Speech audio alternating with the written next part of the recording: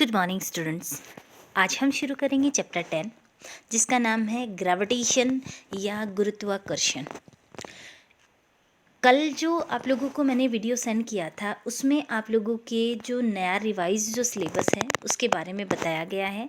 आप लोगों के कुछ चैप्टर तो है वो पूरे ही हट गए हैं, जैसा कि वीडियो में आपको बता रखा है कौन कौन से चैप्टर हटे हैं। कुछ चैप्टर ऐसे हैं जिनमें से कुछ टॉपिक जो है वो हट गए हैं। तो यहाँ पे अगर आप लोगों को किसी भी टॉपिक में प्रॉब्लम आती है, आपको नहीं समझ में आ रहा या नहीं समझ में आता है कि कौन सा टॉपिक हटा है, तो आप मेरे से दोबारा पूछ सकते हैं।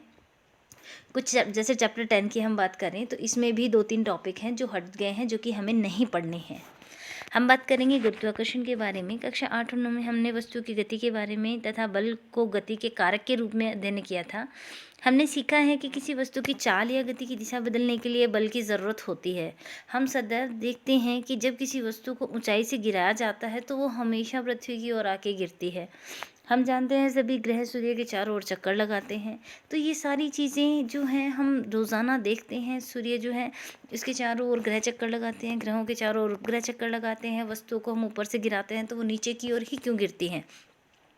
इन सभी अवस्थाओं में वस्तुओं पर, ग्रहों पर, चंद्रमा पर लगने वाला कोई ना कोई बल तो ज़रूर है।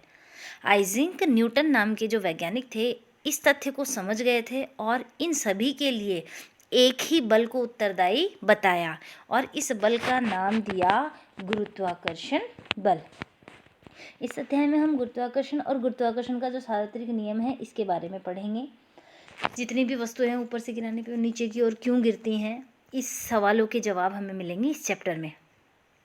हम पृथ्वी पर गुरुत्वाकर्षण बल के प्रभाव के अंतर्गत वस्तुओं की गति पर विचार करेंगे। हम अध्ययन करेंगे कि किसी वस्तु का भार एक जगह से दूसरी जगह किस प्रकार बदलता है। द्रवों के अंदर वस्तुओं के पलवन की शर्तों के बारे में भी हम जानेंगे।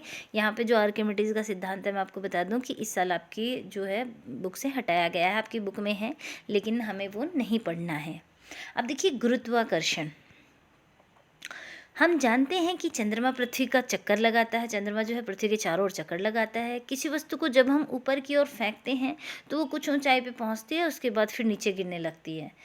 कहते हैं कि जब न्यूटन एक पेड़ के नीचे बैठे थे तो एक सेब उन पर गिरा और सेब के गिरने की क्रिया ने न्यूटन को सोचने के लिए प्रेरित किया। जब न्यूटन एक पेड़ के नीचे बैठे थे तो उनके ऊपर एक सेब आकर गिरा तो न्यूटन जो है वो सोचने के लिए प्रेरित हुए कि जो सेब है ये नीचे की ओर ही क्यों गिरा, ऊपर क्यों नहीं गया। यदि पृथ्वी सेब को अपनी ओर आकर्षित कर सकती है तो क्या यह चंद्रमा को आकर्षित नहीं कर सकती?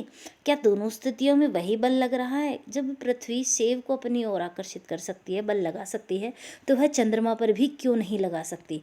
उन्होंने अनुमान लगाया कि क्या ये बल दोनों एक ही है। उन्होंने अनुमान लगाया कि दोनों अवस्थाओं में एक ही प्रकार का बल उत्तरदायी है।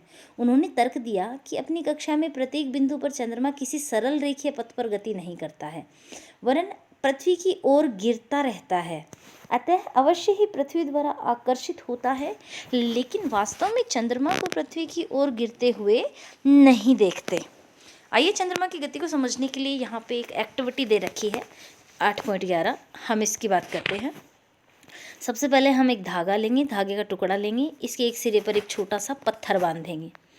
धागे के दूसरे सिरे को पकड़िए, पत्थर को वृत्ताकार पथ में घुमाइए जैसा कि चित्र में दिखा रखा है।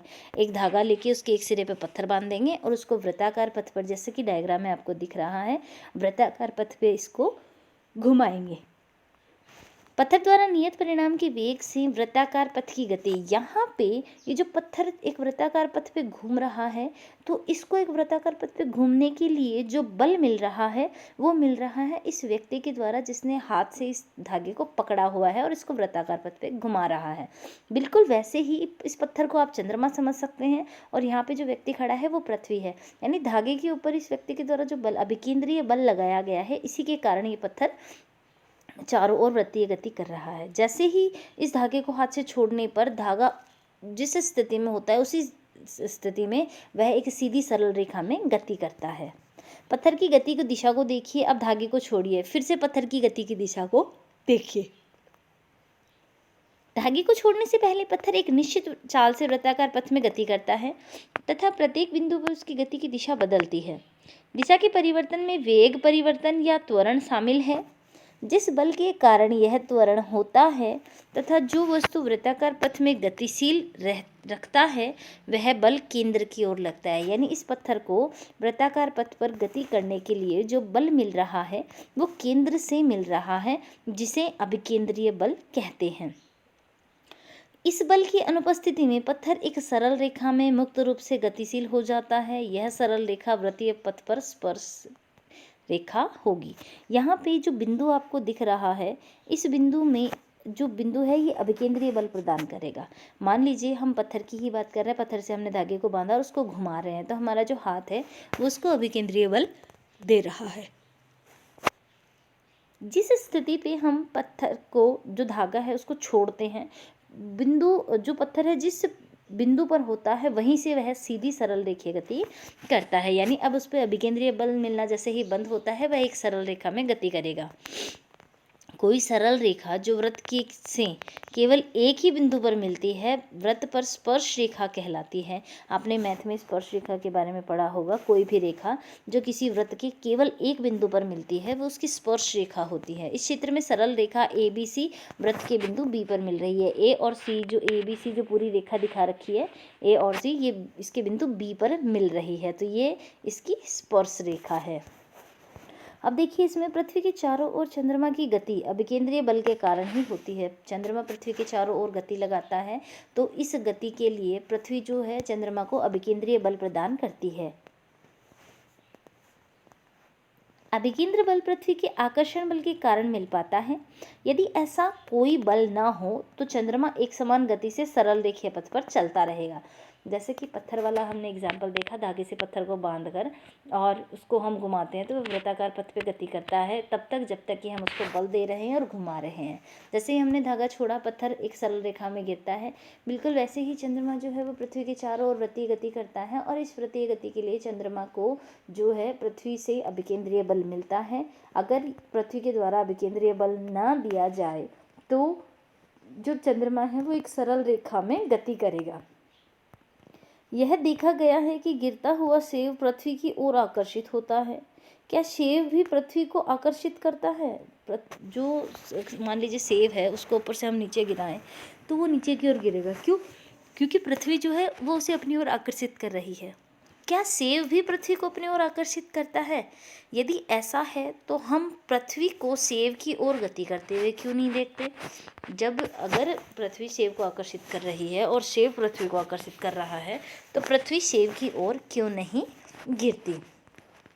अब देखिए यहाँ पे गति के तीसरे नियम के अनुसार सेब भी पृथ्वी को आकर्षित करता है। जो इससे पहले जो चैप्टर 9 है उसमें हम क्रिया और प्रतिक्रिया का नियम देखेंगे, गति का तीसरा। इसके अनुसार जो है कोई एक वस्तु दूसरी वस्तु पे बल लगाती है तो दूसरी वस्तु भी पहली वस्तु पे बल लगाएगी। गति के तीसरे नियम के अनुसार सेब भी पृथ्वी को आकर्षित करता है, लेकिन गति के दूसरे नियम के अनुसार किसी दिए हुए बल के लिए त्वरण के द्रव्यमान के व्युत्क्रमानुपाती होता है। ध्यान रखें, पृथ्वी सेब को अपनी ओर आकर्षित करती है और सेब भी पृथ्वी पर बल लगाता है अपनी ओर आकर्षित करने के लिए, लेकिन पृथ्वी का द्रव्यमान अधिक होने के कारण जो है उसके द्वारा लगने वाला बल भी अधिक होता है। पृथ्वी की अपेक्षा सेब का द्रव्यमान नगण्य है, इसीलिए हम पृथ्वी को सेब की ओर गति करते नहीं देखते। इसी तर्क का विस्तार यह जानने के लिए कीजिए कि पृथ्वी चंद्रमा की ओर गति क्यों करती है। चंद्रमा जो है वो पृथ्वी को आकर्षित करता है और पृथ्वी चंद्रमा को आकर्षित करती है। क्योंकि यहाँ पे पृथ्वी का द्रव्यमान ज़्यादा है, इसीलिए जो लगने वाला बल है गुरुत्वीय बल वो पृथ्वी का अधिक होगा। हमारे सौर परिवार में सभी ग्रह सूर्य की परिक्रमा करते हैं। पहले की भांति तर्क करके हम कह सकते हैं कि सूर्य तथा ग्रहों के बीच एक बल है। जितने भी ग्रह हैं ये सूर्य के चारों ओर परिक्रमा कर रहे हैं, उपग्रह जो हैं वो ग्रहों के चारों ओर परिक्रमा कर रहे हैं।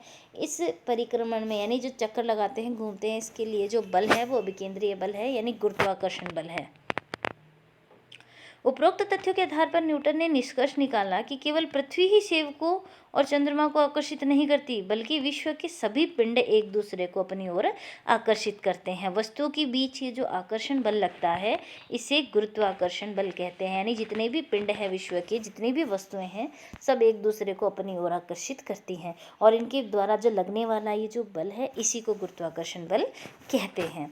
आज के लिए जो आपका क्वेश्चन है वो सबसे पहला क्वेश्चन ये है, गुरुत्वाकर्षण बल किसे कहते हैं। क्वेश्चन नंबर 2, चंद्रमा पृथ्वी के चारों ओर परिक्रमा क्यों करता है? तो आपको इसका आंसर लिखना है। क्वेश्चन नंबर 3, सेब जो है, सेब को नीचे गिराने पर वह नीचे की ओर क्यों गिरता है? ये 3 क्वेश्चन जो हैं वो आपको करने हैं और होमवर्क आपको मुझे सेंड करना है कल इसी टाइम पे। Thank you.